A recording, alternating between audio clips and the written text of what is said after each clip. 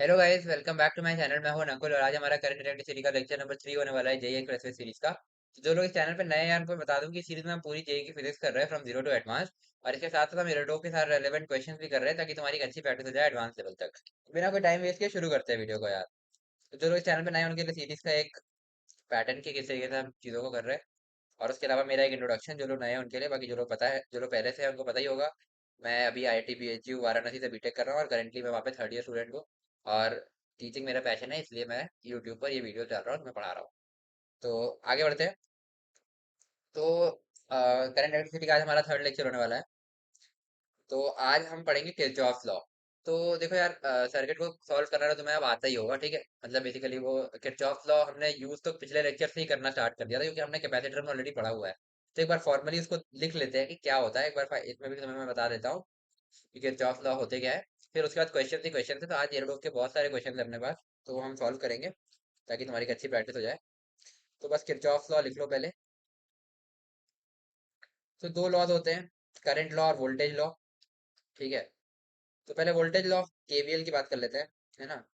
Kirchhoff voltage law, जिसकी बात हम बेसिकली कैपेसिटर में भी कर चुके हैं। बस डिफरेंस ये है कि वहां पर हमने देखा था कि किरचॉफ लॉ, सॉरी, क्या कहते हैं, वोल्टेज की जो हमने बात की थी, हम कैपेसिटर को पास कर रहे थे। तो कैपेसिटर को पास करने के लिए, कैपेसिटर को पास करने के लिए हमने किस तरीके से वोल्टेज ड्रॉप वगैरह लिखा था, वो कंपेयर टू जो हम रेजिस्टेंस को पास करने के लिए लिखते हैं वो डिफरेंट होता है, जो हम पिछले लेक्चर में देख भी चुके हैं, है ना।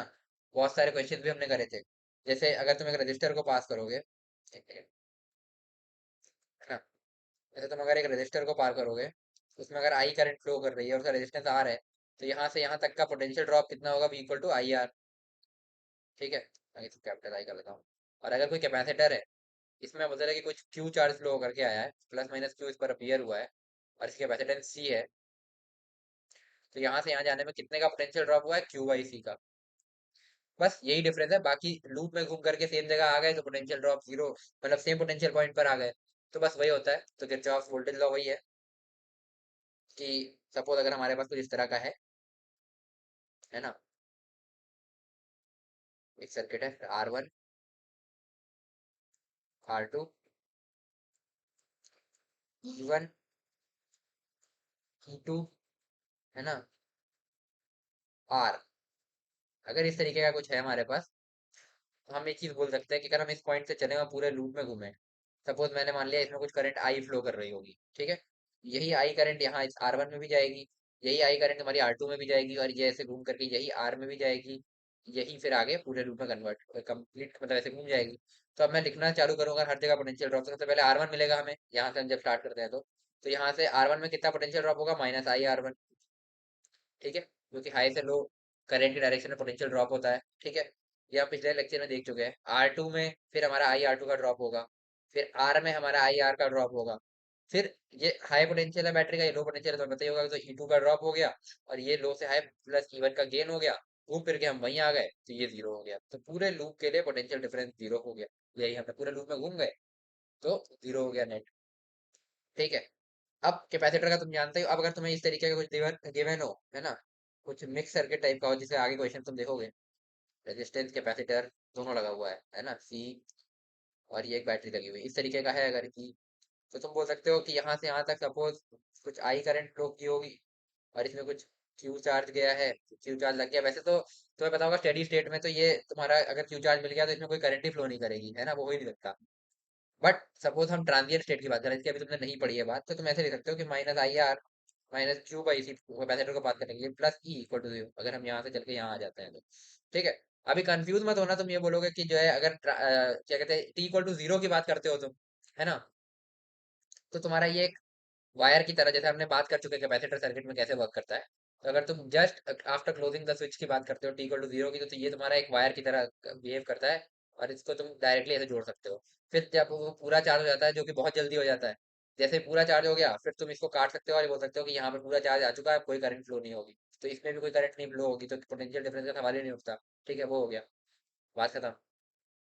अब एक ट्रांजिएंट स्टेट जो इसके बीच में चार्जिंग का जो टाइम होता है, उसमें कुछ करंट आई जो कि हर समय टाइम के साथ वेरी करेगी, और कुछ चार्ज क्यू जो इस पर आता जाएगा, जैसे जैसे करंट आएगी चार्ज आता जाएगा, जैसे जैसे चार्ज बढ़ता जाएगा करंट घटता जाएगा, ये भी क्लियर है।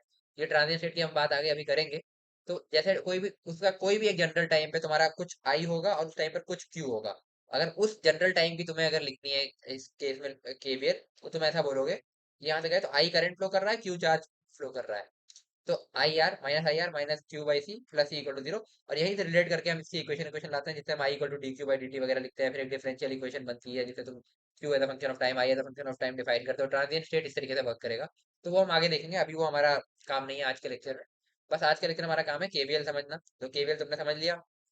बस कैपेसिटर को कैसे पास करते हैं, रजिस्टर को कैसे पास करते हैं, ये रजिस्टर्स के लिए हो गया, जो कि तुम्हें अभी ज्यादातर यूज यही आएगा। और कैपेसिटर में तुम्हें ज्यादातर क्वेश्चन मिलेंगे टी इक्वल टू जीरो या टी इक्वल टू जब पूरा चार्ज हो जाए। तो जीरो पे इसको ऐसे डायरेक्ट जोड़ देंगे, और जब पूरा चार्ज हो जाएगा तो इसको काट देंगे, तो यहाँ पे कोई करंट नहीं होगी। बस, बाकी ये ट्रांजिएंट में काम आएगा। आगे बढ़ते हैं। ठीक है, अब ये तो हो गया किरचॉफ वोल्टेज लॉ। और अगर तुम्हें और थोड़ा सा डिटेल में इसको समझना, वैसे हमने पूरी बात कर ली, इससे ज्यादा कुछ है नहीं डिटेल इसमें। तो तुमने कैपेसिटर में पढ़ा ही होगा, कैपेसिटर में मैंने किरचॉफ लॉ पढ़ाया हुआ है। तो अब आया किरचॉफ करंट लॉ। है ना, ये तो बहुत ही सिंपल है यार, कुछ है ही नहीं इसमें। किरचॉफ करंट लॉ जो कि है तुम्हारा केसीएल। इसमें क्या होता है भाई, फिजिक्स पूरी ऐसे ही सिंपल है। कोई भी तुम्हारे पास सर्किट है सपोज, कुछ इस तरीके का R1 R2 कुछ लगे हुए हैं आगे, है ना। इसके पैरेलल में हो सकता है R3, कुछ भी आगे ऐसे सो ऑन लंबा सा सर्किट जा रहा है। एक और है तुम्हारे पास R4 R5 इसके आगे, है ना। ये भी एक लंबा सा ऐसे जा रहा है ना। और इसके नीचे सपोज तुम्हारे पास एक है ये बैटरी, है ना। और एक आर, और इसके बाद ये भी कुछ आगे जा रहा है। ये सर्किट कंप्लीट नहीं किया, आगे कुछ भी इसमें कितने भी रजिस्टर कुछ भी कैसा भी लगा हो सकता है। बस हम सर्किट के इस पार्ट पर फोकस है कि इस नोड पर जितना करंट, अगर सपोज यहाँ से करंट आ रहा है, जितना करंट यहाँ आ रहा है दोनों में मिला करके उतना ही जाएगा। या फिर इसी चीज को तुम ऐसे बोल सकते हो कि यहाँ से अगर जैसे मान लो मैं ऐसा बोलता हूँ, सपोज यहाँ से कुछ आई करंट चल के आ रहा था, इधर I1 गया और इधर I2 गया, है ना। तो मैं ये बोल सकता हूँ कि I1 प्लस I2 वो I के बराबर होगा। ठीक है, कह सकता हूँ ऐसा, है ना। मतलब सपोज इसको पानी की पाइप की तरह समझो, अगर यहाँ से 10 लीटर पानी नीचे से ऐसे आ रहा है और 5 लीटर इधर चला गया, तो 5 ही इधर जाएगा ना, इधर 4 या 3 तो हो नहीं सकता, क्योंकि फिर पानी चेंज हो जाएगा, वो तो हो नहीं सकता। मतलब पानी कम तो वॉल्यूम कहाँ चला जाएगा। उसी तरीके का करंट की बात है कि अगर 4 एम्पियर आ रहा है तो 2 एम्पियर इधर गया तो 2 एम्पियर इधर जाएगा। इस तरीके से ये चार्ज में हम ऑलरेडी बात कर चुके हैं, जब हमने किरचॉफ का current law, sorry Kirchhoff first law जो हमने वहां पर चार्ज के केसेस में देखा था, कैपेसिटर के केस में, तो उसी तरीके का करंट लॉ होता है। ठीक है, ये हो गया। इसको किरचॉफ नोडल एनालिसिस भी कहते हैं इसको। ठीक है, और इसको मैश एनालिसिस या फिर लूप एनालिसिस बोल सकते हो। ठीक है, ये हो गया, है ना। तो बस यही है। अब इसको तुम ऐसे भी देख सकते हो, मैं ऐसा बोल सकता हूँ ना, I1 plus I2 minus I equal to zero, है ना। अगर आई ये है तो माइनस आई ये है, समझ में आया। उसी के उल्टे डायरेक्शन में, अगर आई ये है तो माइनस आई ये है।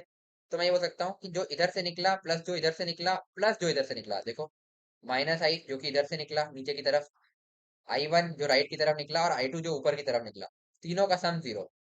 तो मैं ऐसा बोल सकता हूँ कि कोई भी अगर तुम्हारे पास इस तरीके की नोड है, एक नोड है, इससे ऊपर की तरफ सब, एक तरफ I1 गया, एक तरफ I2 गया, एक तरफ I3 गया, है ना। तो I1 plus I2 plus I3 मिला करके जीरो, तो एक नोड से जितना करंट निकला टोटल सम जीरो। ठीक है, ये इसी चीज को समझाने के लिए ये बेटर पड़ता है, बट क्वेश्चन करने के लिए तुम देखोगे तो ये चीज तुम्हें बेटर पड़ेगी। ठीक है, ये हो गया। चलो भाई, है ना। चलो ठीक है, ये हो गया। अब क्वेश्चंस में कैसे आएगा, सपोज तुम्हारे पास इस तरीके का है, कुछ भी लंबे चौड़े सर्किट है, उनको हमने कंपाइल करके एक नोट पे हमने एक इधर आर इक्विवेलेंट वन बना दिया। पूरा इधर कुछ लंबा सर्किट होगा, उसकी जगह हमने आर इक्विवेलेंट वन और ई इक्विवेलेंट वन बोल दिया मैंने इसको। ठीक है, ये बना दिया मैंने, है ना। और ये चलो मैं ऐसे बोल देता हूँ कि बैटरी मत लगाओ, इस पॉइंट का पोटेंशियल है पी का, वीपी जो है वो है ई वन हो गया। ठीक है, वीपी तुम्हारा वी वन बोल देता हूँ। ठीक है, एक और नोड आई इस तरीके से आर इक्विवेलेंट टू, इस पर जो पोटेंशियल है वीपी इसका वी क्यूब, मतलब इस पॉइंट को मैं क्यों बोल रहा हूँ, सपोज ये तुम्हारा वी टू हो गया। और ऐसे ही सपोज तुम्हारे पास एक नोड और है इस तरीके की, जिसमें आर इक्विवेलेंट थ्री और वी आर तुम्हारा वी थ्री हो गया। ठीक है, तो तुम क्या बोलोगे कि इस नोड से जितना करंट निकल रहा है, सपोज इसमें जा रहा है इधर वाली में जा रहा है I1, इसमें जा रहा है I2, इसमें जा रहा है I3, तीनों का सम जीरो होगा, तो I1 plus I2 plus I3 तुम्हारा जीरो होना चाहिए। ठीक है। अब I1 को क्या तुम पोटेंशियल डिफरेंस बाई रेजिस्टेंस नहीं लिख सकते? जैसे मैं यहाँ से यहाँ तक का पोटेंशियल डिफरेंस लिखूं, अगर मैं इस पॉइंट को O बोल देता हूँ तो इसका पोटेंशियल VO मान लेता हूँ, तो मैं बोल सकता हूँ ना I1 तुम्हारा VO minus VP by R equivalent 1 हो जाएगा। समझ में आया? ऐसे ही तुम हर नोट के लिख सकते हो। तो मैं यहाँ से सीधे I1 की वैल्यू लिखूंगा VO माइनस VP, मतलब जहां से जहां जा रहे हैं, इस O से P की तरफ जो करंट फ्लो हो रहा है, potential difference upon resistance, equivalent resistance कितना है, आर इक्विवेलेंट 1। अब इक्विवेलेंट क्यों बोल रहा हूँ मैं यहाँ पे, मैं इसको R1 भी बोल सकता था। सपोज यहाँ पर दो रजिस्टर्स होंगे या चार रजिस्टर्स होंगे, कुछ सीरीज पैरेलल कॉम्बिनेशन होगा, कुछ होगा, तो उनको तोड़ ताड़ के तुम फाइनली एक रेजिस्टेंस ऐसे बना सकते हो ना। तो इस तरीके से तुम इसको एक नोड बना सकते हो। तो ये लिखा। सिमिलरली तुम I2 की वैल्यू लिखोगे VO माइनस, कहाँ जा रहे हैं, यहाँ से Q की तरफ जा रहे हैं, अपॉन R इक्विवेलेंट 2। तो VO minus VQ upon R equivalent 2, plus तीसरी ये है VO माइनस, ये कहाँ से जा रहे हैं हम, VO से V3 जा रहा है, या VO माइनस वी आर है ना, VO minus V R by R equal 3। ये V3 है, वो तो ठीक है ना, उसमें कंफ्यूज होता है ना, और इन तीनों का सम हो गया 0। इस तरीके से तुम किरचॉफ लॉ लगा करके सीधे सीधे क्वेश्चंस को सॉल्व कर सकते हो। तो अब देखते हैं। ठीक है। अच्छा, एक चीज और, सर्किट सॉल्विंग में एक चीज और हम बहुत ज्यादा यूज करते हैं, ग्राउंडिंग, जिसकी बात मैंने तुम्हें कैपेसिटर में ऑलरेडी बता रखी है। तो कैपेसिटर में मैंने तुम्हें ग्राउंडिंग बताई थी। तो कोई भी सर्किट है, सपोज मेरे पास इस तरीके का है, R1 E1, ठीक है, R2 है ना, E2 है ना, एंड सपोज केवल E3। इस तरीके का सर्किट है, कुछ भी एक सर्किट है। तो अब मैं अगर इसमें बोलूं कि तुम्हें मैं पूछूं कि I in R2 कितना है ना, अगर ये सारी वैल्यूज नोन है, तो तुम दो ऑप्शन है तुम्हारे पास, तुम ऐसा कर सकते हो, I करंट फ्लो कराया, फिर I1 एक ब्रांच में ले गए, I2 एक ब्रांच में ले गए, फिर तुमने किरचॉफ फर्स्ट लॉ जो है तुम्हारा current law, I1 plus I2 equal to I, है ना, ये लगाया। ठीक है। फिर तुमने दोनों लूप्स में घूम घूम के किरचॉफ वोल्टेज लॉ लगाया, तीन इक्वेशन बनेंगी। तो तुम्हारे पास अननोन कौन कौन से हैं भाई, I1 I2, तीन इक्वेशन, तीन अननोन, क्वेश्चन सॉल्व हो गया। ठीक है। तो वो एक अप्रोच हो सकती है। ठीक है। बट उससे बेटर अप्रोच बताऊं, ग्राउंडिंग। तो ग्राउंडिंग में क्या होता है कि देखो, करंट फ्लो कराने के लिए या चार्ज फ्लो कराने के लिए, दोनों ही केस, हमने कैपेसिटर में चार्ज की बात की थी या करंट की बात है, दोनों के केस में अपने को क्या इंपॉर्टेंट होता है, पोटेंशियल डिफरेंस। ठीक है। अब पोटेंशियल डिफरेंस ही है जो करंट फ्लो कराता है। अगर मैं इन दोनों पॉइंट्स का पोटेंशियल, इसका मैं पोटेंशियल बोल दूं कुछ 5 वोल्ट, है ना, और इसका भी बोल दूं 5 वोल्ट, जो कि अभी हो नहीं सकता, दिख रहा है बीच में बैटरी है, चलो मैं यहाँ बोलता हूँ इसको 5 वोल्ट, इसको 5 वोल्ट मैंने बोल दिया, तो क्या इस ब्रांच में कोई करंट फ्लो होगी? नहीं, क्योंकि पोटेंशियल डिफरेंस जीरो है ना। बट अगर यहाँ पर 10 होता और यहाँ पर 5 होता, तो 5 का पोटेंशियल डिफरेंस आता, हाई पोटेंशियल से लो पोटेंशियल की तरफ करंट फ्लो करती। ठीक है। तो पोटेंशियल डिफरेंस इज रिस्पॉन्सिबल। अब एब्सोल्यूट पोटेंशियल इनका ये भी हो सकता है कि इसका 10 हो, इसका 0 हो, या इसका 110 हो, इसका 100 हो। दोनों ही केसेस में जो करंट फ्लो होगी वो इक्वल होगी, क्योंकि पोटेंशियल डिफरेंस दोनों के केस में 10 है। ठीक है। तो पोटेंशियल डिफरेंस रिस्पॉन्सिबल होता है। तो पूरे सर्किट में किसी एक पॉइंट पर हम ग्राउंडिंग या फिर पोटेंशियल, जीरो पोटेंशियल मान सकते हैं। ये हमने कैपेसिटर के टाइम पे बहुत डिटेल में इस पे बात की हुई है। तो मैंने सपोज यहाँ पर जीरो पोटेंशियल ग्राउंडिंग अपने आप से कर ली। और हाँ, ये तभी कर सकते हैं जब पहले से क्वेश्चन में ग्राउंडिंग ना हुई हो। अगर कहीं पहले से पोटेंशियल डिफाइन कर रखा है कि भाई इस सपोज बोल देता कि इस पॉइंट का पोटेंशियल जीरो है, तो फिर ये ग्राउंडिंग क्या मैं कर सकता था? नहीं। फिर मुझे इस जीरो के हिसाब से बाकी पॉइंट से पोटेंशियल में लिख लेता, वो बात अलग है। बट अभी मैं ग्राउंडिंग कर सकता हूँ, तो मुझे ये फेवरेबल पॉइंट लग रहा है। ये फेवरेबल पॉइंट क्यों लग रहा है, ये तुम्हें क्वेश्चंस करते करते समझ में आएगा। अभी मैं बताता हूँ इसलिए, क्योंकि जैसे ही मैंने ये ग्राउंडिंग करी, तो मैं बोल सकता हूँ अगर इस पॉइंट का पोटेंशियल जीरो है, इस पॉइंट का भी पोटेंशियल जीरो, और इस पॉइंट का भी पोटेंशियल जीरो, तो ये तीनों राइट साइड वाले पॉइंट का पोटेंशियल जीरो हो गया। यहाँ से आगे बढ़े तो इस पॉइंट का पोटेंशियल कितना हो गया भाई, जीरो से हम E1 का गेन हो गया, तो E1 हो गया। सिमिलरली इस वाले पॉइंट का पोटेंशियल क्या हो गया, E2 हो गया। और इस वाले पॉइंट का पोटेंशियल क्या हो गया, E3 हो गया, है ना। ठीक है। और चलो एक रेजिस्टेंस तो लगा ही देते हैं, कि इधर भी मैं एक रेजिस्टेंस बढ़ा रहा हूँ, पहले नहीं थी, R3 कर दी, है ना। अब मुझे सर्किट को सॉल्व करना है, किसी भी रजिस्टर का करंट बताना हो ना, तो मैं कैसे करूंगा? सपोज मैंने बोला, अब मैं क्या बोल रहा हूँ, है ना, मैं तुम्हें दिखा रहा हूँ इसको थोड़ा सिंप्लीफाइड वर्जन में, फिर एक बार नीचे बना देता हूँ मैं फिगर फिर से, है ना। तो ये था हमारा R1 E1, R2 E2, और ये R3 मैंने बाद में ऐड कर दिया। ठीक है, E3, ताकि क्वेश्चन तुम्हें समझ में आ जाए, वरना फिर तुम कंफ्यूज हो गए। बाकी क्वेश्चन हम इसके बिना वाले भी करेंगे, वहां में तुम्हें दिखाऊंगा। ठीक है, इस तरीके का था।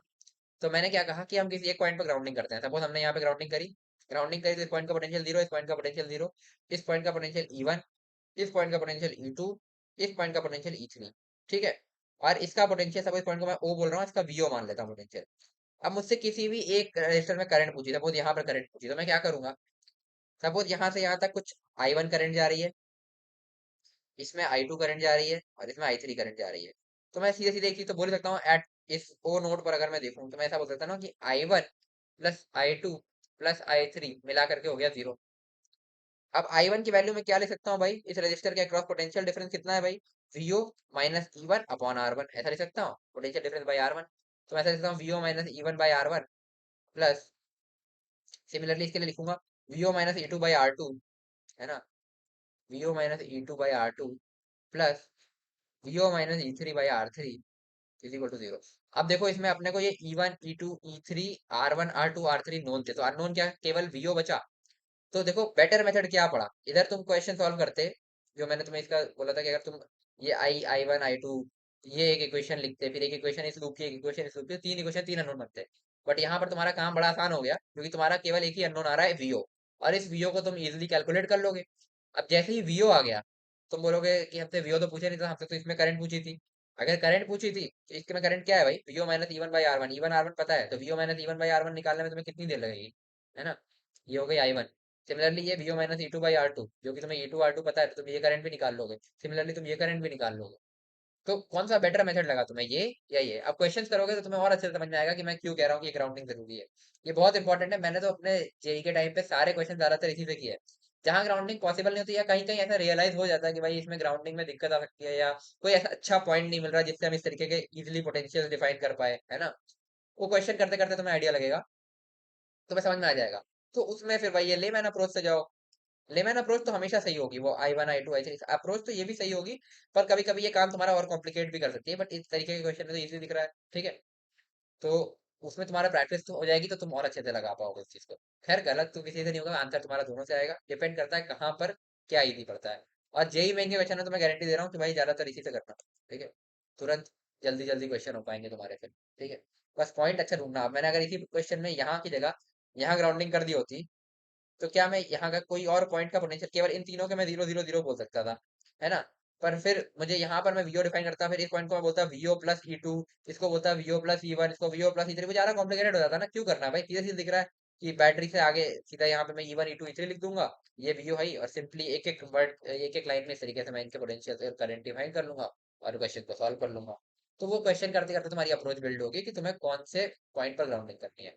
और ग्राउंडिंग ना समझ में आए तो फिर वो तो है ही है भाई, कि कुछ करंट मानो i i one I two KCL KVL लगाओ, तो दो लूप की इक्वेशन लगाओगे, दो लूप तुम ये दोनों भी ले सकते हो। ठीक है, दो लूप तुम एक बड़ा और एक छोटा भी ले सकते हो, या तुम जैसा चाहो, है ना। बट तुम अगर ये बड़ा ये छोटा और ये छोटा करोगे तो तुम करके देख लेना, तो बेसिकली जो तुमने बड़ी वाली इक्वेशन लिखी है ना, वो तुमने इन दोनों को ऐड किया है बेसिकली, छोटे छोटे लूप्स को, तो कुछ नया नहीं मिलेगा। ठीक है, तो या तो बड़ा लिख रहे हो तो उसके साथ कोई एक छोटा दे लो, चाहे ये, तब तो ठीक है। या फिर दोनों छोटे लूप्स की इक्वेशन लिख लो, है ना, मतलब इस लूप में घूम गए, इस लूप में घूम गए, मतलब समझ रहे हो, इस लूप में घूमने का मतलब ऐसे जाकर के ऐसे आ गए, या फिर ये छोटे लूप का मतलब ऐसे जाकर के ऐसे आ गए। और तुम एंटी क्लॉकवाइज भी घूम सकते हो, ऐसी कोई बात नहीं है, मैं क्लॉकवाइज घूम रहा हूँ, तुम एंटी क्लॉकवाइज भी घूम सकते हो, बस ध्यान रखना कि करंट कहाँ ड्रॉप हो रहा है, कहाँ गेन हो रहा है। जैसे यहाँ से potential minus I are one होगा, बट अगर तुम इधर से आओगे तो पोटेंशियल का गेन होगी, करंट के उल्टी डायरेक्शन में तुम जा रहे हो, फिर प्लस आई आर वन लिखोगे। ठीक है, तो ये तुम ध्यान रखना। बाकी दो छोटे लूप में घूमो, वो बेटर ऑप्शन है मेरे ख्याल से। बाकी अगर तुम्हें ऐसा लगता है तो एक बड़े लूप में और एक छोटे लूप में, या एक बड़े लूप में और एक छोटे लूप में घूमोगे तो कोई दिक्कत नहीं है। बट अगर तुम एक बड़े लूप और दोनों छोटे लूप में घूमने की कोशिश करोगे तो तुम सोचोगे तीन इक्वेशन आ गई, ऐसा नहीं होगा, क्योंकि तुम जो तीसरी ये वाली जो बड़े लूप की इक्वेशन है ना, वो इन दोनों पर ऑलरेडी डिपेंडेंट, इन दोनों को ऐड करोगे ये मिल जाएगी, तो कोई मतलब नहीं होगा। तो उसी हिसाब से जितने छोटे छोटे लूप दिख रहा है उतनी इक्वेशन बनेगी। एक तो, अब वो तुम एक तो डायरेक्ट छोटे छोटे लूप में बनाओ तुम्हारी मर्जी, या एक बड़े में एक छोटे में, मतलब बड़े का मतलब ऐसे घूम गए। ठीक है, बस करेंट का पर ध्यान रखना कि कहाँ पर क्या है, अभी क्वेश्चन करोगे तो तुम्हें आइडिया लगेगा। चलो, अब ये तुम्हारा एरोडो का क्वेश्चन है, इसको ट्राई करो पहले खुद से, फिर मैं बताता हूँ।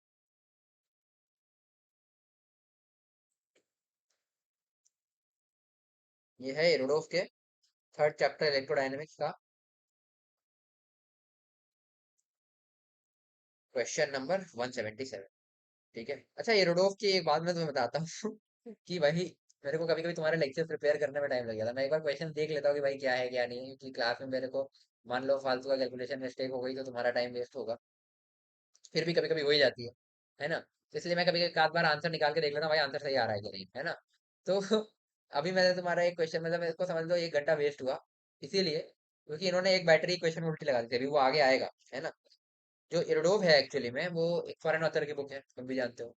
तो उसका इंडियन वर्जन जो है वो अरिहंत ने बनाया है। तो उसमें जो उन्होंने अरिहंत ने जो प्रिंट करी है ना बुक, तो उसमें कई जगह क्वेश्चन में मिस्टेक्स है।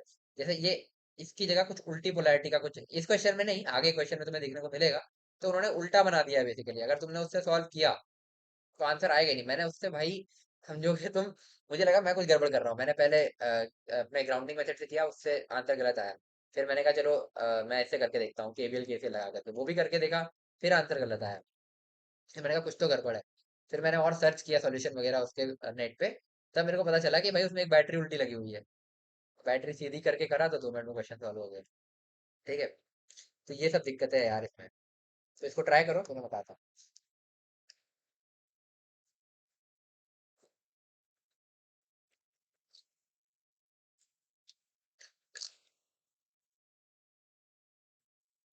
तो चलो देखते हैं इस क्वेश्चन। चलो, है ना। ये क्वेश्चन है कि इन the circuit shown in figure 3.41 the sources have EMF 1 volt 2.5 volt. ये लिख लेता हूँ मैं ये पे। E1 को ये बोल रहा है 1 वोल्ट, E2 को बोल रहा है, ये भी 1 वोल्ट हो गया फिर क्योंकि ये भी E1 है, और ये 2.5 वोल्ट, ठीक है। And R1 equal to 10 ohm, R2 equal to 20 ohm. तो R1 तुम्हारा 10 ओम हो गया, R2 तुम्हारा 20 ओम हो गया। अब ये बोल रहा है था internal resistance of the sources are negligible, ठीक है। सोर्सेज की कोई इंटरनल रेजिस्टेंस नहीं है।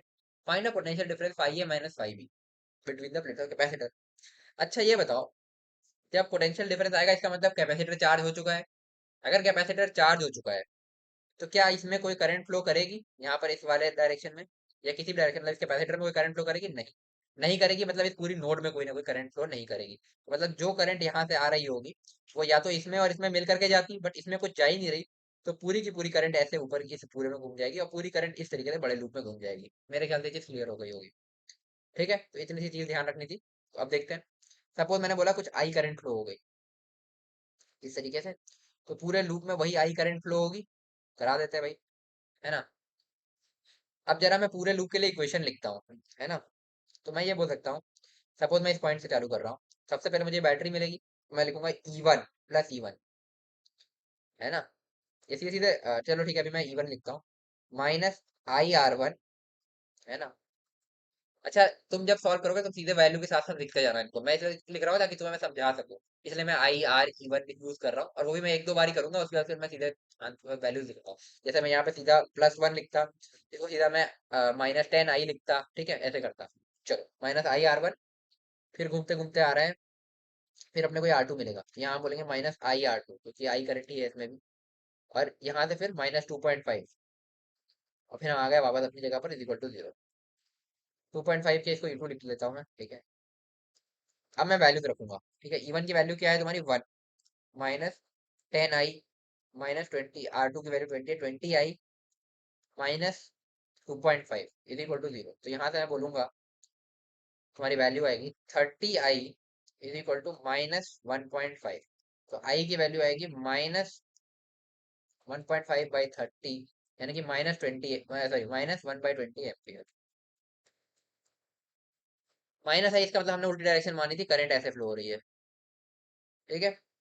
अब हमें फाई या -फाई भी लिखना है, तो ए से बी चलना है, ठीक है। अब हमने आंसर निकाल लिया। तो करंट कैसे फ्लो हो रही है भाई? ऐसे फ्लो हो रही है बेसिकली। और कितने की हो रही है? 1/20 की, है ना। तो ये उल्टा डायरेक्शन में माना था। तो अगर हम ए से अब चलना चालू करेंगे और बी में आएंगे, तो हम ए से बी जाने के हमारे पास दो रास्ते हैं, या तो हम ऐसे घूम के जाते हैं या तो हम ऐसे घूम के जाते हैं। तुम्हारी मर्जी भाई, मैं नीचे वाले से चल रहा हूँ, तुम दोनों से ट्राई करना, ठीक है। नीचे वाले से चलेंगे तो हम पहले लिखेंगे ये ए का पोटेंशियल है तुम्हारा फाई है। फिर यहाँ से चलना चालू किया, सबसे पहले अपने को ये E1 वाली बैटरी मिलेगी, तो -1 वोल्ट की बैटरी, तो -1। घूमते चले आए, फिर इधर आओगे ये बैटरी मिलेगी क्योंकि हम ऐसे नीचे घूमते चले आ रहे हैं, है ना। तो फिर अपने को 2.5 का गेन मिलेगा इस बैटरी से, +2.5। फिर यहाँ पर तुम देखोगे तो बेसिकली करंट क्या है, तो जो पहले मानी थी आई वो ऐसे थी, बट हमारा आंसर क्या आया था कि करंट उल्टी, मतलब इधर से इधर ही करंट फ्लो हो रही है, दिख रहा है ना ग्रीन कलर से मैंने बनाया था 1/20 की। तो यहाँ से यहाँ फ्लो हो रही है, तो कितना ड्रॉप होगा, 1/20 की करंट है इंटू 20 का रेजिस्टेंस, है ना, ऐसा बोल सकता हूँ।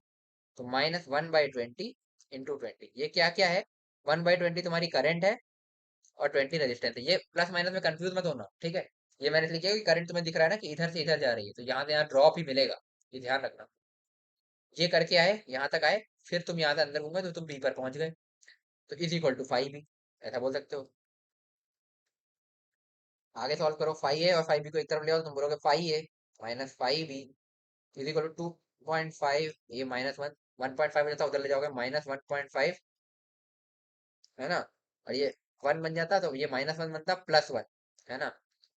तो 5a माइनस 5b तुम्हारा आएगा -0.5 वोल्ट, तो कितने ज्यादा, यानी कि हायर पोटेंशियल किसका है भाई, बी का, और लोअर पोटेंशियल है ए का। तो कैपेसिटर के अंदर प्लस माइनस चार्ज इस तरीके से आएगा, और इधर से इधर इलेक्ट्रिक फील्ड होगी, हायर पोटेंशियल से लोअर पोटेंशियल की तरफ, ठीक है। पोटेंशियल डिफरेंस भी इधर से इधर हाई से लो होगा, बी ज्यादा पोटेंशियल पर है, ए कम पोटेंशियल पर है। तो 5a माइनस 5b पूछा था, तो वो नेगेटिव आ जाएगा, -0.5 वोल्ट। तो यही है तुम्हारा, ये क्वेश्चन सॉल्व हो गया, ठीक है। चलो आगे बढ़ते हैं।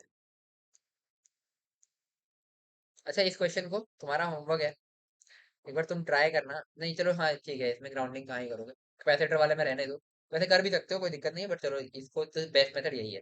आगे क्वेश्चन देखते हैं, ठीक है। मैं ग्राउंडिंग पे कराता हूँ, फिर तुम उससे ट्राई करना। चलो, अब इस क्वेश्चन को एक बार देखो। अच्छा, इसमें तुम्हें एक बात बता दूं, इसमें तुम वो भी यूज कर सकते हो जो हमने पिछले क्लास में charge divider, sorry current divider और वोल्टेज डिवाइडर फॉर्मूले देखे थे ना, तो उनका भी यहाँ यूज हो सकता है। तो तुम पहले कमेंट करके बताना कि यहाँ पर कौन सा यूज होगा, करंट डिवाइडर या वोल्टेज डिवाइडर, ठीक है। और फिर उसको तुम यूज करके आंसर निकालो। तो ये भी रोडोस का क्वेश्चन है, यहाँ लिख देता हूँ। हेरोडोस का थर्ड चैप्टर का 178, 3.178।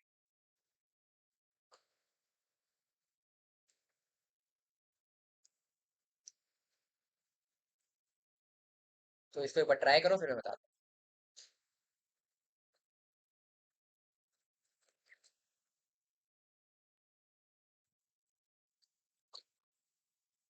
तो चलो देखते हैं क्वेश्चन को।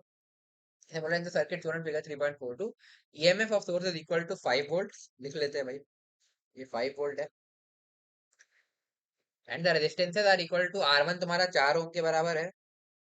कलर दूसरा ले लेता हूँ यार, ये थोड़ा सा दिख नहीं रहा, ऑरेंज ले लूँ क्या।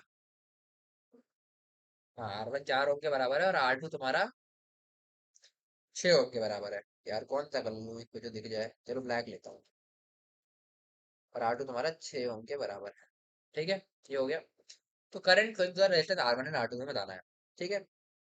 सपोज मैं बोलता हूँ कि यहाँ से कुछ आई करंट चली, ठीक है, आई करंट चली, इसमें I1 करंट गई, इसमें I2 करंट गई। तो करंट डिवाइडर फॉर्मूला से तुम जानते होगे कि I1 जो होगी तुम्हारी, वो बराबर होगी I इंटू में जिसकी रेजिस्टेंस ज्यादा, अगर तुम भूल जाओ, जिसकी रेजिस्टेंस ज्यादा उसमें करंट कम, है ना। तो मतलब इनवर्सली प्रोपोर्शनल हो गया। तो I1 निकाल रहे हो तो तुम लिखोगे I इंटू में R2 upon R1 plus R2, ठीक है, उल्टा हो जाएगा, I इंटू में R2 upon R1 plus R2। ऐसे I2 लिख रहे हो तो तुम बोलोगे I into R1 upon R1 plus R2। दिख भी रहा होगा कि R1 कम है, तो I2 ज्यादा होगी, सॉरी I2 भी कम होगी, है ना। तो ये वाली करंट कम होगी जिसमें 6 ओम रेजिस्टेंस है, और जिसमें 4 ओम रेजिस्टेंस में करंट ज्यादा होगी। पोटेंशियल डिफरेंस दोनों के क्रॉस सेम ही है, तो तुम्हारा डिवाइड क्या होगा, करंट डिवाइडर, ठीक है। ये हो गया। अब ये आई निकाल लूं तो अपना काम बन जाए, R1 R2 तो अपने को पता ही है। चलो आई की वैल्यू निकालते हैं। अच्छा, इन दोनों को अगर मैं इक्विवेलेंट बनाऊं, R1 R2 को मैं हटा करके और एक इक्विवेलेंट रजिस्टर लगा दूं R1 R2 की जगह, तो मैं ऐसा बोल सकता हूँ ना कि ये है तुम्हारा ई, इसकी इंटरनल रेजिस्टेंस मैं ऐसे दिखा दे रहा हूँ आर, ठीक है, जो इसमें बोली हुई है कितनी है, 0.1 ओम, ये मत भूल जाना। फिर इक्विवेलेंट रेजिस्टेंस कितनी दी हुई है, तो मैं आर इक्विवेलेंट यहाँ पे आ जाएगा। आर इक्विवेलेंट क्या है, इन दोनों का पैरेलल कॉम्बिनेशन 6 और 4 का, तो 6 इंटू 4 अपॉन 6 प्लस 4, ये हो जाएगा 6 इंटू 4 अपॉन 6 प्लस 4, यानी कि 24/10, यानी कि 2.4 वोल्ट, है ना। फिर इन दोनों को सीरीज में लूंगा मैं, ये टर्मिनल को और इसको, तो 2.4 और 0.1, तो इन दोनों को हटा के मैं ऐसा बोल सकता हूँ कि ये पूरा ऐसा बन गया, ये है तुम्हारा ई, है ना, और 2.4 और 0.1, क्योंकि 2.4 ये बना इक्विवेलेंट वाला, और उसमें फिर ये सीरीज में आएगा इंटरनल रेजिस्टेंस 0.1, तो 2.5, तो 2.5 वोल्ट ये बन गया। और ईएमएफ कितना दिया हुआ था, 5 वोल्ट, तो करंट निकाल लो। तो यहाँ से कुछ आई करंट फ्लो करेगी, आई की वैल्यू क्या होगी भाई, V/R। एक बैटरी एक रेजिस्टेंस, तो वी क्या है 5 बाई रेजिस्टेंस 2.5, 2 एम्पियर की करंट जाएगी। यानी कि ये जो करंट जा रही है 2 एम्पियर है। अब I1 I2 निकाल लो, तो I1 क्या होगी भाई, ये वाले फॉर्मूले से लिखोगे आई, दो इंटू R2 की वैल्यू क्या है भाई तुम्हारी, R2 की वैल्यू है 6 अपॉन R1 + R2 क्या होगा, 4 + 6 यानी कि 10। और I2 की वैल्यू क्या होगी तुम्हारी, 2 इंटू R1 की वैल्यू है 4 अपॉन 4 + 6 10। तो ये तुम्हारी निकल करके आएगी 12/10 यानी कि 1.2 एम्पियर I1 की वैल्यू। और I2 की वैल्यू तुम्हारी आएगी 2 × 4 8/10 यानी कि 0.8 एम्पियर। तो दिख भी रहा है कि ये वाली जो करंट जा रही है ऊपर, ये 0.8 एम्पियर जाएगी, और ये जो I1 जा रही है तुम्हारी 1.2 एम्पियर जाएगी। इस तरीके से जल्दी जल्दी सॉल्व कर लो। ये नहीं करना तो फिर वही लूप से भी जा सकते हो भाई, कि I1 I2 मान करके यहाँ पे एक इक्वेशन लिखो, यहाँ पर इक्वेशन लिखो, खत्म बात। ये फॉर्मूला याद होगा तो और जल्दी हो जाएगा, बस यही है। दो के लिए तो याद भी रखते हैं, मैं तुम्हें बोला था। चलो नेक्स्ट क्वेश्चन, शायद यही क्वेश्चन है क्या, हाँ यही क्वेश्चन है भाई। वो महान क्वेश्चन जिसने मेरा 1 घंटा बर्बाद किया है ना। और एक बार तो फ्रस्ट्रेट होकर चला गया था, फिर मैंने दोबारा से किया। 3.181 ना, इसमें गलती है भाई। ये रजिस्टर ऐसा नहीं, ये बैटरी जो बनाई हुई है ये गलत है। इसकी जगह ये बैटरी कुछ ऐसी ही होगी, ये हायर पोटेंशियल पर है और ये लोअर पोटेंशियल पर है, तो इसको ठीक कर लेना। बुक में क्वेश्चन गलत, बुक में गलत दिया हुआ है। तो अब इसको सॉल्व करोगे तो तुम्हारा आंसर आ जाएगा। चलो इसको ट्राई करो। अच्छा एक चीज बोलूं, इसमें बहुत लोग ये चीज देख के डर जाएंगे कि इसमें ग्राउंडिंग कैसे करें भाई। यहाँ करेंगे तो इसका पोटेंशियल तो लिख लेंगे बट इसका नहीं लिख पाएंगे, फिर क्या करेंगे भाई, तो शायद हम ग्राउंडिंग से ना जाएं। ठीक है, चलो देखते हैं किस तरीके से करते हैं इस क्वेश्चन को। यहाँ ग्राउंडिंग करेंगे तो भी तुम वही चीज का कंफ्यूजन होगा तुम्हें। ठीक है, चलो, है ना। तो मैं दिखाता हूँ, ग्राउंडिंग से ही करके दिखाता हूँ, है ना, और तुम्हें एक नई चीज ही पता चलेगी। अदरवाइज तुम लूप से तो जा ही सकते हो, I1 I2 करंट मान करके और फिर KCL KVL लगा के, तो वो तो स्टैंडर्ड अप्रोच है ही। तो सारे क्वेश्चन जो हम आज कर रहे हैं, जिस मेथड से मैं करा रहा हूँ तो ठीक है, दूसरा मेथड जैसे मैं ग्राउंडिंग से कराऊंगा तो तुम KVL KCL से घर जाके करना, और KVL KCL से कराऊंगा तो तुम ग्राउंडिंग से घर जाके करना, घर जाके के घर पे ही हो, मतलब अपने आप उसके बाद क्लास खत्म करने के बाद, तो तुम्हारी प्रैक्टिस हो जाएगी दोनों। ठीक है, और फिर खुद तुम्हें रियलाइज होगा कि किससे तुम्हें बेटर पड़ रहा है। मुझे तो हमेशा ग्राउंडिंग ही बेटर लगता है, ज्यादातर ग्राउंडिंग ही इजी होता है भाई, अगर समझ में आ जाए तो फास्टर मेथड है।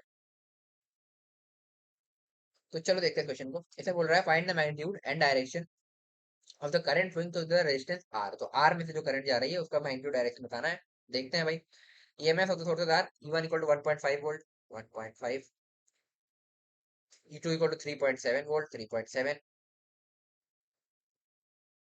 रेजिस्टेंस की value R1 10 ohm, R2 20 ohm, R 5 ohm. Internal resistance of negligible है, तो बताओ भाई। तो अब तुम इसको रूट से करना भाई, तो वो तो स्टैंडर्ड अप्रोच, ज्यादातर लोग वही करेंगे, बट मैं तुम्हें ग्राउंडिंग वाला मेथड दिखाता हूँ तुम्हें। मैं कोई एक पॉइंट पे ग्राउंड करता हूँ, चलो कहाँ करूँ, है ना। चलो मैं ग्राउंड यहाँ पे करता हूँ। ठीक है, एक मिनट, ये मैंने कर दिया ग्राउंडिंग। तो ग्राउंडिंग करते ही इसका पोटेंशियल हो गया 0, इस पॉइंट का पोटेंशियल हो गया 0, इस पॉइंट का भी पोटेंशियल हो गया 0। ठीक है, एंड सपोज मैं इस नोड से अब KCL लगाऊंगा, इस नोड को मैंने इसका पोटेंशियल बोल दिया कुछ VP, है ना। तो मुझे ये करंट निकालनी है, तो ये करंट कितनी होगी भाई, यहाँ से यहाँ तक पोटेंशियल डिफरेंस VP - 0/R। इसकी वैल्यू मुझे मिल जाए तो मेरा आंसर हो जाएगा। तो R की वैल्यू मेरे पास सही VP मिल जाए तो मेरा काम हो जाएगा। चलो देखते हैं। सपोज यहाँ से कुछ करंट गई, मैं तीनों लूप उसमें करंट दिख रहा हूँ। यहाँ पर I1 गई, यहाँ पर I2 गई और यहाँ पर I3 गई। तो एक चीज तो पता है कि I1 + I2 + I3 = 0। I1 की वैल्यू मैं सीधे से लिख सकता हूँ, यहाँ से यहाँ तक पोटेंशियल डिफरेंस कितना है, VP - 0/5। क्लियर, इसकी रेजिस्टेंस 5 है, प्लस I2 अब जो बीच वाले में जा रही है। अगर ये 0 है तो मैं क्या ये नहीं बोल सकता कि ये यहाँ से E1 का गेन करके, यानी कि ये 1.5 वोल्ट का पॉइंट हो गया, क्योंकि E1 का 1.5 का गेन करके ये हो गया। तो यहाँ से यहाँ तक पोटेंशियल डिफरेंस तुम्हारा VP - 1.5 हो जाएगा, तो उसको मैं लिख देता हूँ VP - 1.5, क्योंकि पॉइंट का पोटेंशियल 1.5 है, अपॉन रेजिस्टेंस कितना R1 10 ओम। I3 इंटरेस्टिंग केस है ना। तो अब इसमें तुम बोलोगे भाई ये रजिस्टर आ गया यार, रजिस्टर की जगह बैटरी आ गई, इसको कैसे पास करें। पहली चीज तो तुम रजिस्टर और बैटरी को स्वैप कर सकते हो अगर एक ही लाइन में है तो, ठीक है, स्वैप कर सकते हो। बट मैं कह रहा हूँ वो मत करो, उसमें कभी कभी कंफ्यूजन हो जाता है, लोगों को डाउट हो जाता है क्यों कर रहे हैं। तो तुम सीधे सीधे ये देखो ना कि तुम्हारा जो करंट इसमें फ्लो हो रहा होगा, है ना, एक मिनट किसी और कलर से दिखाऊं। हाँ, जो करंट इसमें फ्लो हो रहा होगा ऐसे, तब I3, वही करंट इस रजिस्टर में भी जा रहा होगा I3, ठीक है, क्योंकि यहाँ पर और कुछ तो नोड वोड है नहीं, ठीक है भाई।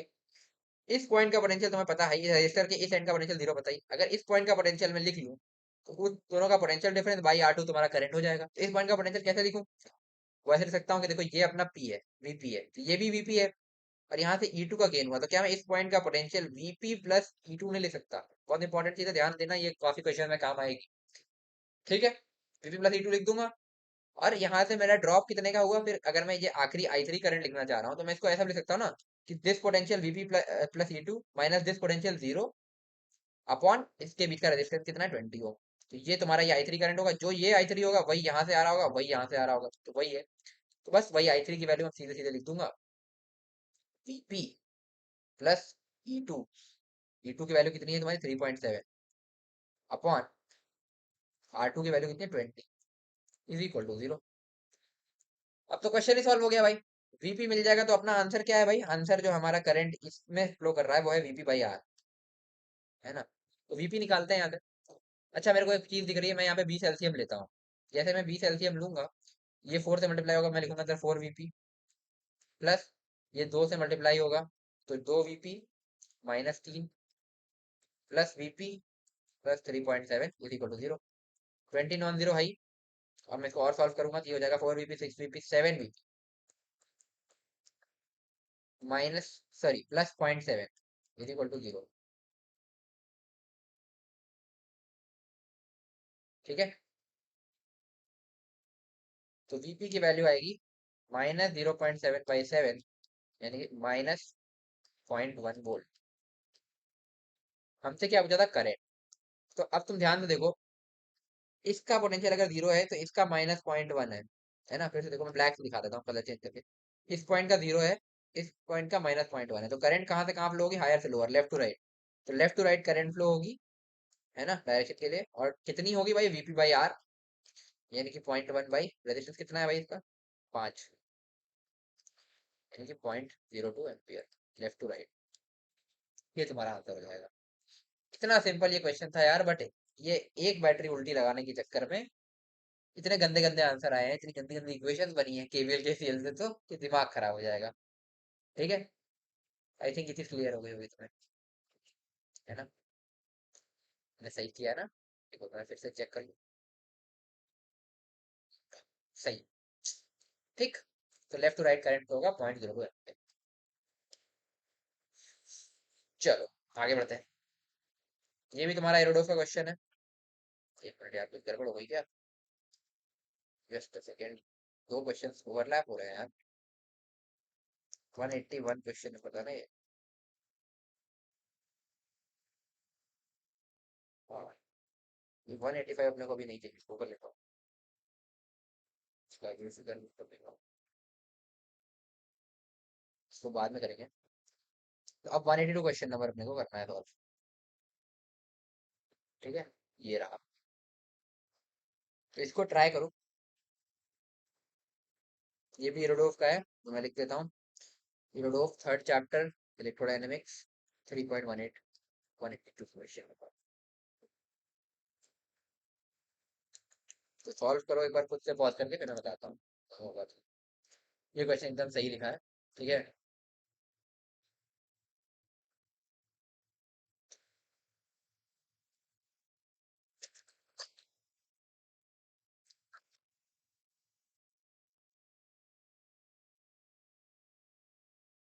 तो चलो देखते हैं इस क्वेश्चन को। खैर मैं फिर बता दूं, ये क्वेश्चन भी तुम्हारा केवीएल केसीएल से लंबा जाएगा, या पता नहीं कम में भी हो सकता है, बट ग्राउंडिंग इजीली पड़ेगी, तो मैं ग्राउंडिंग ही करूंगा, तुम केवीएल केसीएल से एक बार खुद से ट्राई करना, ठीक है।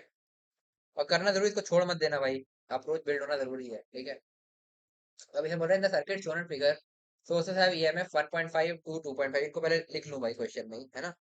E1 की वैल्यू है 1.5, E2 की वैल्यू है 2 वोल्ट और E3 की वैल्यू है 2.5। ठीक है। R1 R2 R3 की वैल्यू 10 20 30 है, तो R1 है 10, R2 है 20, R3 है 30। ओम में है बेसिकली, ठीक है, मैं यूनिट से लिख रहा हूँ वरना फालतू ज्यादा फिगर गंदा होगा। अब पूछा है internal resistance of the source are negligible, find the current flowing through the resistor R1। यानी कि यहाँ से यहाँ जो इस नोड में करंट फ्लो कर रही है तुमसे पूछ रहा है, चलो देखते हैं। तो कहीं अपन ग्राउंडिंग करते हैं। तो देखो अपने पास दो क्लियर दिख रहा है, या तो यहाँ कर दूं या तो यहाँ ग्राउंडिंग कर दूं। यहाँ ग्राउंडिंग करूंगा तो मेरे को एक ही बैटरी दिख रही है यहाँ से आगे, है ना। बट यहाँ ग्राउंडिंग करूंगा तो मेरे को दो बैटरी दिख रही है, एक रजिस्टर दिख रहा है, तो मैं यहाँ पर प्रेफर करूंगा ग्राउंडिंग करना। चलो भाई, तो मैं ऊपर वाली नोड पर ग्राउंडिंग करता हूँ, है ना। सपोज मैंने इसको कर दिया पोटेंशियल 0। जैसे ही किया, इस पॉइंट का पोटेंशियल 0, इस पॉइंट का पोटेंशियल 0। आई थिंक क्लियर है।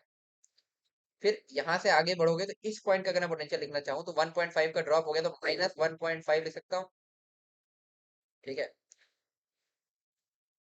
इसको थोड़ा बड़ा करके दिखा दूं क्या, वरना तुम लोगों को देखने में दिक्कत आ रही होगी। अगर तुम फोन में देखोगे तो तुम्हें थोड़ी दिक्कत आ सकती है ना। अब देखो, उसको बड़ा करता हूँ। ठीक है, अब क्लियर दिख रहा होगा मेरे ख्याल से। और बड़ा कर दूं। ठीक है, इतना करते हैं। ये 0, ये 1.5, है ना, -1.5 हो गया। इस पॉइंट का पोटेंशियल कितना हो जाएगा भाई? 0 से E3 का गेन हुआ 2.5 का, तो ये 2.5 नहीं हो जाएगा? ठीक है, ये भी लिख दिया, है ना। और इस पॉइंट के पोटेंशियल को मैंने बोल दिया VB। ठीक है, अब करंट लिखते हैं भाई। यहाँ पर कुछ करंट गई I1, I1। यहाँ पर कुछ करंट गई I2 और यहाँ पर कुछ करंट गई I3। हम बोलेंगे I1 plus I2 plus I3 is equal to 0। I1 की वैल्यू मैं सीधे लिख दूं, ये पोटेंशियल डिफरेंस है, तो I1 की वैल्यू क्या है? VB माइनस माइनस 1.5, तो मैं लिखूंगा VB माइनस माइनस 1.5 पॉइंट का पोटेंशियल है अपॉन टू रेजिस्टेंस कितना है 10। प्लस अब I2 का लिखूंगा जो सिमिलरली पिछले क्वेश्चन में किया था। I2 को मैं बाद में लिखता हूँ, है ना। I3 लिख दूं पहले, तो चलो I2 ही लिखता हूँ। ठीक है, I3 I2 का क्या करोगे तुम, ये VB है। फिर वही बात, जो करंट ये I2 जा रहा है, इस रजिस्टर में भी करंट I2 जा रहा है। पहले तो तुम स्वैप कर सकते हो, नहीं कर रहे तो चलो ठीक है ये कर लो, है ना। जैसे तुमने ये किया, तो तुम इस पॉइंट का पोटेंशियल क्या बोलोगे भाई? क्या ये VB प्लस E2 यानी कि VB प्लस 2 नहीं हो जाएगा? ध्यान से देखो, क्योंकि VB इस पॉइंट का पोटेंशियल था। यहाँ से यहाँ तक जाने में तुमने ये बैटरी बीच में पड़ी, जिसने कितने का गेन दिया? 2 का गेन दिया। ये VB था तो ये VB प्लस 2 हो जाएगा। तो इस पॉइंट का पोटेंशियल मैंने लिखा VB प्लस 2 माइनस फाइनल, इस पॉइंट का ए का पोटेंशियल क्या है? 0, क्योंकि ये भी राउंडिंग हो रखी है। -0 अपॉन रेजिस्टेंस कितने का है भाई? 20 ओम का, 20 प्लस। अभी तीसरी नोट, ये पोटेंशियल है VB फाइनल, यहाँ पर कितना, ये यहाँ तक जा रहा है, इस रजिस्टर के अक्रॉस कितना है? VB माइनस 2.5, क्योंकि इस पॉइंट का पोटेंशियल 2.5 है। यहाँ लिखोगे VB माइनस 2.5 अपॉन पोटेंशियल ये हो गया अपॉन रेजिस्टेंस 30। इसको कर दोगे 0। यहाँ से VB की वैल्यू निकाल लेते हैं पहले, है ना। एक काम करो, एलसीएम क्या दिख रहा है भाई? 60। 60 एलसीएम लेगा, 60 एलसीएम लोगे तो यहाँ लिखोगे 6 VB। ये माइनस माइनस का प्लस हो जाएगा, और 15 इंटू 6 90, और 0.5 तो 1.5 इंटू 6 9 हो जाएगा, +9। ठीक है, इसको आगे बढ़ाओगे, 20 को 3 से मल्टीप्लाई करेंगे तो 60 आएगा, तो VB को 3 से किया 3VB प्लस 3 टू 6। क्लियर, है ना। प्लस ये 2VB माइनस 2.5 इंटू 2 कितना हो गया तुम्हारा? 5 इज इक्वल टू 0। ये तो नॉन जीरो है ही, ऊपर न्यूमरेटर को जीरो करोगे तो 6VB 3VB 2VB 7 8 9 10 11 11VB plus 9 plus 6 9 6 15 -5 plus 10 is equal to 0। तो VB की वैल्यू आएगी -10/11 यहाँ पे। पूछा क्या क्या है भाई? Current flowing through the resistance R1। तो R1 के थ्रू करंट क्या फ्लो हो रही होगी? इस R1 के थ्रू, तो R1 के थ्रू देखो, इस पॉइंट का पोटेंशियल तो है -1.5, और इस पॉइंट का पोटेंशियल कितना निकल के आया? -10/11, यानी -10/11। इसको सॉल्व करोगे तो -0.9 आएगा अप्रोक्सीमेटली। ये आ गया -0.9, -0.9। अब ध्यान से देखो, ये है -0.9, और इस पॉइंट का पोटेंशियल है -1.5। बड़ा कौन है भाई? ये। तो करंट कहाँ से कहाँ फ्लो होगी? इधर से इधर। ठीक है, कितनी फ्लो होगी, है ना। IR1 को हम कैलकुलेट कर लेते हैं धीरे धीरे, है ना। जो हमारा IR1 है, वो हो जाएगा हायर पोटेंशियल कितना, -0.9। और दूसरे एंड का पोटेंशियल कितना है भाई, -1.5, है ना। तो -1.5 अपॉन पोटेंशियल डिफरेंस, रेजिस्टेंस कितना है भाई इसका, 10 ओम, R1 10 ओम दिख रहा है भाई, 10, यानी कि -0.9 प्लस 1.5/10, यानी कि 0.6/10, यानी कि 0.06 एम्पियर। ये आ गई करंट। एक आंसर तो आ गया अपना, फर्स्ट वाला डन। सेकेंड पार्ट में क्या बोल रहा है, पोटेंशियल डिफरेंस बिटवीन, मतलब फाइव ए माइनस फाइव बी। तो फाइव ए माइनस फाइव बी पूछ रहा है भाई दूसरे पार्ट में, फाइव ए माइनस फाइव। ठीक है, तो हमने ग्राउंडिंग करने के बाद फाइव ए क्या बोल दिया था, 0। ध्यान से देखो एक बार फिगर में कितने, 0। ठीक है, और फाइव भी क्या है, ये जो तुम्हारा बीबी जो निकल करके आया वो कितना है, -10/11। और फाइव भी है तुम्हारा -10/11। तो फाइव ए माइनस फाइव ही करोगे तो हो जाएगा 0 माइनस -10/11, यानी कि 10/11, यानी कि 0.9 वोल्ट। ये हो जाएगा तुम्हारा आंसर। तो इस तरीके से तुम्हारा क्वेश्चन सॉल्व हो जाएगा। अच्छा, ये मेथड तो तुम्हें बहुत इजी पड़ा, क्योंकि तुमने बहुत इजीली एब्सोल्यूट पोटेंशियल टाइप की चीजें लिख ली, क्योंकि तुमने एक जगह ग्राउंडिंग कर दी, फिर इनको एब्सोल्यूट पोटेंशियल में कन्वर्ट कर दिया, इजीली तुमने केसीएल लगाया, खत्म किया। अब जरा तुम एक बार इसको I1 I2 I3 अलग अलग नोड में अलग अलग करंट मान करके करके देखना, तीन इक्वेशन तीन अननोन। तो देखना कितना टाइम लग रहा है, मेरे ख्याल ज्यादा ही लगेगा। तो अगर तुम्हें ये मेथड मास्टर कर ले, तो इसलिए मैं सारे क्वेश्चन इससे करा रहा हूँ, मैं उससे भी करा सकता था कि दोनों की तुम्हारी प्रैक्टिस जाए, बट मैं चाहता हूँ कि इन प्रैक्टिस वो तुम्हें पता होना चाहिए, बट इन प्रैक्टिस तुम इसको ज्यादा यूज करो, क्योंकि इससे तुम्हारे क्वेश्चन जल्दी होंगे। मैंने खुद ये चीज रियलाइज की है, कि मैंने रिसेंटली एग्जाम दिया है, तो मुझे पता है ये चीज, है ना। तो बाकी अब लेकिन उससे भी कर लेना, वो अप्रोच भी तुम्हारी बिल्ड होनी चाहिए, क्योंकि अभी तुम पढ़ ही रहे हो। ठीक है, अभी क्वेश्चंस एग्जाम में तुम्हें हमेशा मैं रिकमेंड करूंगा, इसको मास्टर कर लिया तो इसी को करो भाई, ग्राउंडिंग को। बट अभी जब तुम कर रहे हो, तो अभी तुम दोनों से ट्राई कर सकते हो एटलीस्ट कुछ क्वेश्चन को। तो ये क्वेश्चन जो है जो मैं क्लास में करा रहा हूँ, एटलीस्ट इनको तो दोनों से कर ही लेना। फिर जो तुम अपने आप से प्रैक्टिस करते हो, वो तुम्हारी मर्जी भाई, कि तुम ग्राउंडिंग से करना चाहते हो या उससे। बट एटलीस्ट क्लास इलस्ट्रेशन जो है, एक मेथड मैंने करा दिया, एक तुम खुद से करके देखना, तुम्हारा कॉन्फिडेंस काफी बढ़ेगा, इससे मैं बता रहा हूँ। कई लोग पूछते हैं ना क्वेश्चन नहीं सॉल्व हो रहे, तो वो यही सब चीजें छोटी मोटी अवॉइड करते हैं, कि भाई टीचर ने करा दिया तो अपना काम हो गया खत्म। ऐसा नहीं, इसको तुम इस मेथड से भी खुद से ट्राई करो, और वो सेकंड मेथड से भी ट्राई करना। ठीक है, चलो नेक्स्ट क्वेश्चन। ये भी तुम्हारा एरोडोफ का है, 184 क्वेश्चन नंबर। तो आज काफी क्वेश्चन एरोडोफ के हो गए अपने,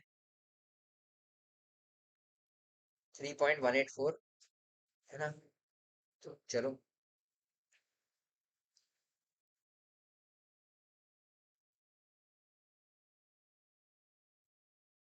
तो एक बार पॉज करो, इसको तुम खुद से ट्राई करो, फिर मैं बताता हूँ।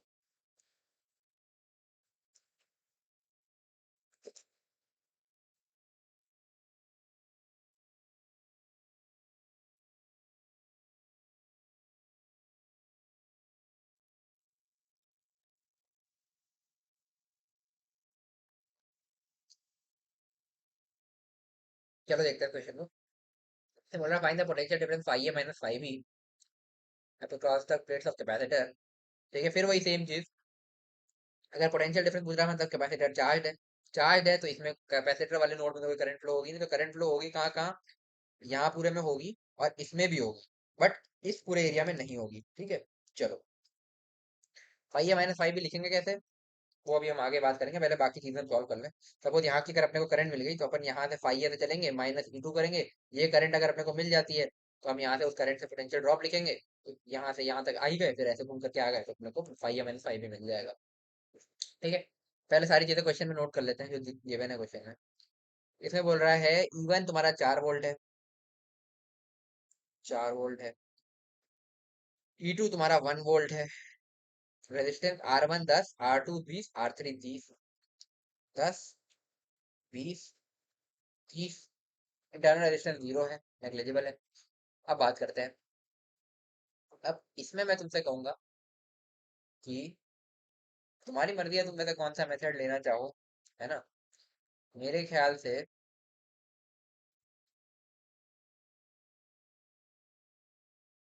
ग्राउंडिंग से ही चलते हैं। ठीक है, फिर से ग्राउंडिंग से चलते हैं, ग्राउंडिंग से इजी पड़ेगा। बाकी तुम किरचॉफ लॉ ट्राई करना। ठीक है, मैंने सपोज यहाँ पे ग्राउंडिंग की, है ना, 0 0। ठीक है, और इस पॉइंट पे मैं केसीएल लगा रहा हूँ, इसको मैंने बोल दिया सपोज वीपी, पॉइंट पी है। तो मैं यहाँ से बोलूंगा I1 करंट गई, सॉरी एक मिनट, इधर सपोज I1 करंट गई, ये मैंने क्यों किया इस तरफ, क्योंकि डायरेक्शन वही ले लेते हैं ना जो अपने इससे मैच कर जाए, R1 R2 से। इसमें गई I2 और इसमें गई I3। ठीक है, तो अपन एक चीज बोल सकते हैं कि I1 plus I2 plus I3 equal to 0। ठीक है, I1 लिखने की कोशिश करते हैं पहले तो, है ना। अच्छा एक चीज और, इन द पॉइंट के 0 0 0 लिख लिए। इस पॉइंट का पोटेंशियल E1 हो जाएगा, यानी कि कितना, 4 हो जाएगा, तो ये भी 4 हो जाएगा, है ना। तो I1 तो तुम्हारा सीधे सीधे दिख रहा है, यहाँ से यहाँ तक गए तो VP -4 भाई 10 की रजिस्टर है 10, प्लस I2 की वैल्यू अगर मैं अब लिखना चाहूँ, क्योंकि इधर गई है, ये हो जाएगी VP -0, क्योंकि इधर फाइनली 0 है, बाई R2 की वैल्यू 20, प्लस I3 की वैल्यू अगर मैं लिखना चाहूँ तो वही बात है कि जो करंट I3 इधर जा रही है ये पूरी की पूरी इधर चली जाएगी। क्यों? क्योंकि यहाँ पे कोई करंट नहीं जाएगी, क्योंकि ये कैपेसिटर फुल्ली चार्ज है ना। तो ये चली गई, तो I3 की वैल्यू क्या हो जाएगी, इस पॉइंट का पोटेंशियल अगर VP है तो क्या मैं इस पॉइंट का potential VP plus E3 plus 1 ऐसा बोल सकता हूँ, क्योंकि VP प्लस ये 1 का गेन हुआ, VP प्लस E3 यानी कि VP प्लस 1, तो ये VP प्लस 1 हो गया। तो इस पॉइंट का पोटेंशियल होगा VP प्लस 1, जो पिछले क्वेश्चन में भी हम यूज करते आ रहे थे, माइनस फाइनल पोटेंशियल ये 0 upon total resistance 30 is equal to 0। यहाँ से VP की वैल्यू निकालते हैं भाई सॉल्व करके। 30 एलसीएम दिख रहा है, सीधे सीधे ले लूँ 30 एलसीएम, तो मैं ऊपर बोलूंगा 3VP माइनस 3 4 12 प्लस 20 को, अरे सॉरी गलती हो गई, 30 नहीं 60 एलसीएम लेना पड़ेगा अपने को, क्योंकि 30 और 20 भी है। 60 एलसीएम लिया तो मैं बोलूंगा 6VP माइनस 6 4 जो 24 हो जाएगा, प्लस ये 3 से मल्टीप्लाई करेंगे 3VP, तो 0 ही है, प्लस 30 को करेंगे 32 हो जाएगा, तो 2VP plus 2 is equal to 0। जैसे ये करोगे यहाँ से सॉल्व कर लो, numerator equal to 0, 6VP 6 7 8 9 10 11VP हो जाएगा, -24 प्लस 2 -22 इक्वल टू 0। यहाँ से VP की वैल्यू आ जाएगी तुम्हारी सिंपली कितनी, 22/11, यानी कि 2 वोल्ट,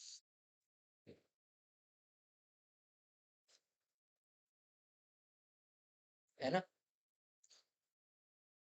ये आ गई 2 वोल्ट, बहुत बढ़िया। तो 2 वोल्ट आ गई, तो अगर मैं I1 की वैल्यू लिखना चाहूँ, I1 जो इसमें फ्लो कर रहा था वो होगा VP -4/R1, यानी कि 2 - 4 बाई,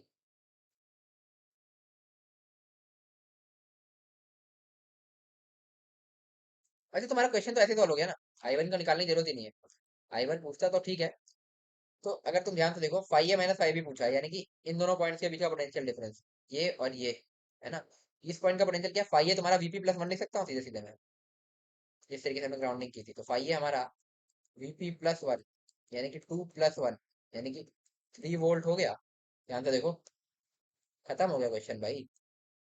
ये VP प्लस 1 तुम उससे करते ना, अगर किरचॉफ लॉ से, तो तुम्हें पहले करंट निकालनी पड़ती। तुम ट्राई करना KVL KCL, तो मैंने उससे भी करके देखा था, तो उससे करोगे करंट निकालनी पड़ती, फिर यहाँ से यहाँ ड्रॉप लिखना पड़ता, अब उसकी जरूरत ही नहीं पड़ रही। ए का पोटेंशियल हमने VP प्लस 1 लिख लिया, बी का पोटेंशियल जो है, जो इस पॉइंट का पोटेंशियल है, वही इस पॉइंट का पोटेंशियल है, वो कितना है, 4 वोल्ट।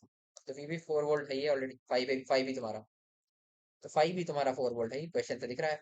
5A - 5B पूछा है, ये जाएगा 3 - 4, यानी कि -1 वोल्ट। 5A - 5B -1 वोल्ट हो जाएगा, यानी कि बी हायर पोटेंशियल पर है, ए लोअर पोटेंशियल पर है, और 5A - 5B तुम्हारा -1 है, यानी कि 5B - 5A 1 है। तो कुल मिला के तुमसे पूछा क्या है भाई, 5A - 5B पूछा है ना शायद। हाँ, तो वो कितना आएगा, -1, हमने कैलकुलेट कर लिया। ये ए का पोटेंशियल VP प्लस 1, और बी का पोटेंशियल जो यहाँ का पोटेंशियल जो यहाँ का पोटेंशियल जो कि है 4। इस तरीके से भी तुम सॉल्व कर सकते हो। किरचॉफ लॉ से जाओगे अगर तुम, ये ग्राउंडिंग राउंडिंग ना करे बिना, I1 I2 मान करके, तो तुम्हारे पास नोट्स हैं डिफरेंट, ये लूप्स है, इक्वेशंस लिखोगे, फिर तुम्हें कुछ करंट, ये I1 तुम्हें फिर मिलेगी, I1 इतनी ही मिलेगी। फिर तुम क्या करोगे कि यहाँ से यहाँ तक कितने का ड्रॉप हुआ, -E2 -I1 R1, 5A - E2 -5I1 R1 equal to 5 ही हो जाएगा। उससे लिख सकते हो, बट उसमें तुम्हें I1 निकालनी पड़ेगी, फिर I1 R1 से तुम्हें यहाँ का पोटेंशियल ड्रॉप निकालना पड़ेगा, फिर यहाँ से यहाँ घूमना पड़ेगा, तो काम लंबा हो जाएगा। इससे तुम्हारा काम 2 मिनट में हो गया, तो इससे काम तुम्हारा जल्दी हो गया, ठीक है। ज्यादातर ग्राउंडिंग हिंदी ही पड़ता है भाई, अगर लगानी आती हो तो। चलो, तो ये तुम्हारा शायद आज का last question for the day है, तो इसको तुम एक बार ट्राई करो, फिर मैं बताता हूँ। उसके बाद हम आज की क्लास को एड करेंगे। बहुत ही इजी क्वेश्चन है यार, ये तो मैंने ऐसे ही डाल दिया था, ये रोडोफ का ही है ये भी। ऐसा मत सोचना है अपने आप से डाल रहा हूँ मैं, जाके चेक कर सकते हो तुम, ये रोडोफ का ही क्वेश्चन है ये भी। ओके, ये क्वेश्चन देख के लगेगा ही नहीं कि रोडोफ का क्वेश्चन है ये। चलो। एक बार सॉल्व करो पॉज करके, फिर मैं बताता हूँ, फिर आज की क्लास को हम इसके बाद एंड करेंगे।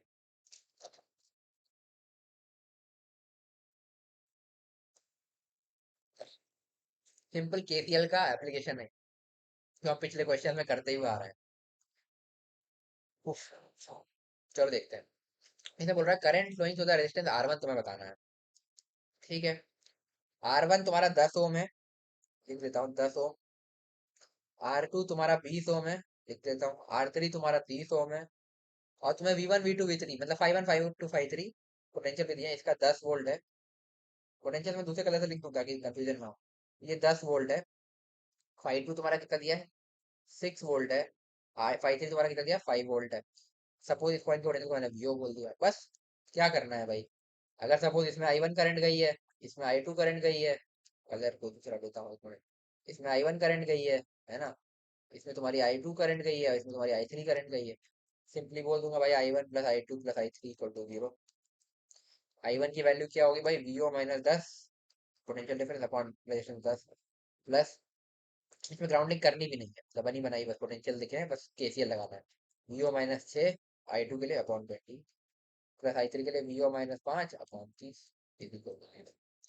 सॉल्व करोगे यहाँ से, एलसीएम आएगा 60, 60 एलसीएम लेते लिखोगे 6 VO minus 60 plus 3 VO minus 6 हो जाए 18 plus 2 VO minus 10 is equal to 0। यहाँ से तुम्हारा आएगा न्यूमरेटर सॉल्व करने पे 7 8 9 11 VO minus 60 70 88 is equal to 0। तो वीओ आ जाएगा तुम्हारा 88 बाई 11 यानी कि 8 वोल्ट। तो पूछा क्या है भाई, ये करंट पूछी थी शायद R1 में I1। तो I1 की वैल्यू होगी, क्या I1 इधर फ्लो करेगा, नहीं, I1 ऐसे फ्लो करेगा क्योंकि ये तुम्हारा आया 8 वोल्ट, ये 10 वोल्ट पर है, हायर पर है, लेफ्ट टू राइट फ्लो करेगा। तो I1 आएगा तुम्हारा लेफ्ट टू राइट। वैल्यू कितनी होगी, 10 लेफ्ट का पोटेंशियल है, राइट 8 का potential, potential difference 10 minus 8 upon resistance कितना है भाई, 10 ओम। 10 माइनस 8 बाई 10 यानी कि 2/10, यानी कि 0.2 ampere from left to right. ये हो जाएगा तुम्हारा आंसर। बस ये बच्चों वाला क्वेश्चन था। तो किरचॉफ लॉ हमने समझ लिया, आज बहुत सारे क्वेश्चन भी कर लिए और काफी इंपॉर्टेंट है ये किरचॉफ लॉ। वैसे हम एक बार यूज तो ऑलरेडी कैपेसिटर में करते ही आ रहे थे, इसमें थोड़ी प्रैक्टिस ही करनी थी अपने को, तो वो भी अपनी आज फॉर्मली हो गई है। तो आई होप तुम्हें आज जितना बताया अच्छे से समझ में आया होगा। अगर कोई भी डाउट है तो तुम कमेंट सेक्शन में पूछ सकते हो, बट साथ में टाइम स्टैम्प डाल देना यार कि तुम्हें किस पॉइंट पर वो डाउट आया था। अच्छा, इधर भी एक दो दिन लेक्चर्स नहीं हो पाए क्योंकि दिवाली चल रही थी, तो मैं उतना अपलोड नहीं कर पाया था। तो अब इसके बाद लेकिन रेगुलरली चलेंगे, ठीक है। और तुम्हारा सिलेबस एकदम टाइमली चल रहा है, कोई दिक्कत नहीं है। तो ठीक है यार, अगर वीडियो पसंद आई हो तो वीडियो को लाइक करना यार, जितना हो सके अपने दोस्तों के साथ शेयर करो। और अगर तुमने अभी तक चैनल को सब्सक्राइब नहीं किया तो सब्सक्राइब करो। तो मिलते हैं नेक्स्ट वीडियो में, till then stay motivated and keep studying, bye.